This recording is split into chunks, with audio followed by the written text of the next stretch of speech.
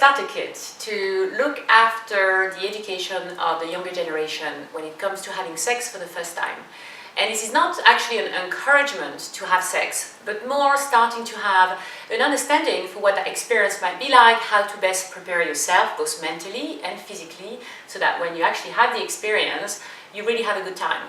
And very often we find that the information out there isn't just not very kind of practical, so we really wanted to give some practical steps around what to do when you start making out, when you start taking your clothes off, when you start entering the person, when you start, moving, etc. So it's very relatable for that generation. Instead of focusing on all the different things of what you don't want to be doing, such as like don't catch STDs, don't get pregnant, which are the things that are very important, people are wondering though, how do we do it in a way that can be enjoyable? We also wanted to make sure that parents would have something that they would be able to also maybe have as a conversation starter with their kids, to be able to give them if they feel at all awkward themselves. Yeah, and I think also really